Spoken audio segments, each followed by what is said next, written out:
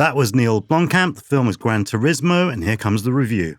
So, firstly, I'm not a gamer, and what I know about racing cars would not fill the back of a postage stamp. So I didn't know any of this. I didn't know the story of Jan Meldenborough at all. I went in thinking, oh, it's a computer game movie. Let's see what happens. And I am a fan of Neil Blomkamp. I mean, I love District 9. I actually liked Elysium, which had a sort of slightly harder time with the critics. And so the story itself is kind of rather extraordinary.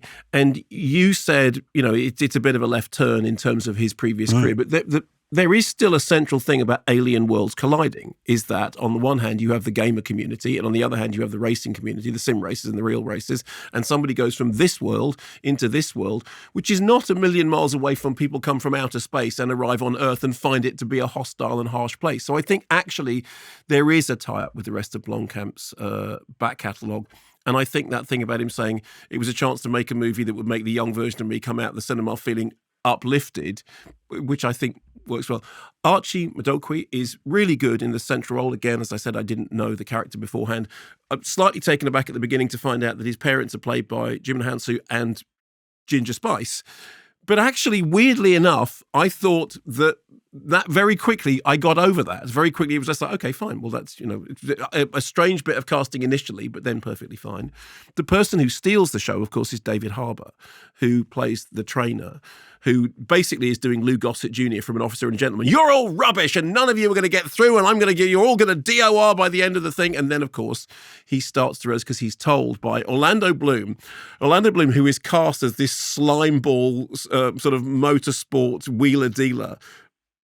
And it's an interesting bit of casting, but actually kind of, I think, oddly works quite well. He said, yeah, but the thing is, they're outsiders, and you're an outsider because you're a racer, and then you stepped away and you're an outsider. So at the center of it is that relationship between the trainer and the driver, and they discover that they have more in common than you think.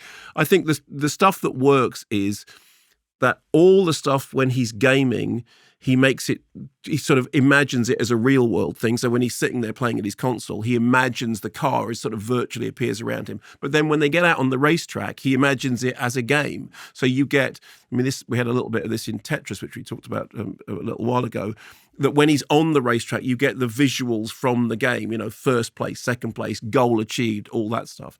And I actually thought that blurring of the two worlds was well done. There are some drawbacks.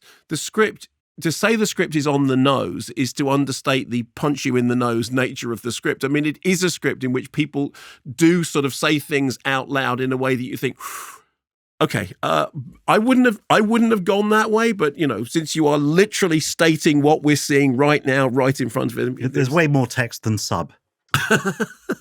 Yeah, it's all text. It's not there is no underlying message that somebody doesn't shout. You're getting this at the back. Two worlds colliding. It's virtual, but it's That said, I thought the racing sequences were very exciting. I didn't know the story. I mean, some people said, "Well, of course you know." No, I didn't know the story, and I did find some of those bits really, really tense. And somebody who isn't a gamer, I was drawn into this. And I did think, guys, this is true. He literally went from being a kid playing a game at home in Cardiff to doing Le Mans, which is, my dad took me to see the film of Le Mans when I was a kid. And I was always, and there's a bit when I think David Harbour gets one, like, Le Mans it will test it was just almost like it'll test your head, your mind, and your brain. It was one of those. I enjoyed it more than I thought I was. I mean, there are things wrong with it, but nothing that made me not think that if I was a teenager watching that film, I'd be swept up in it.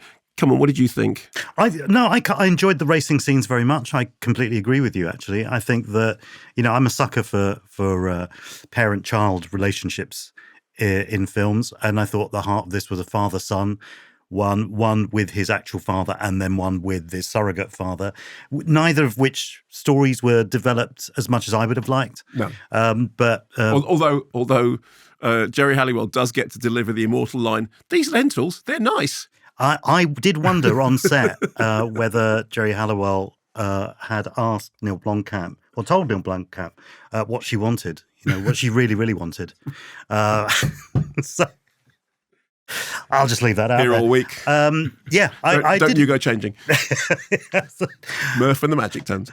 That's a great reference.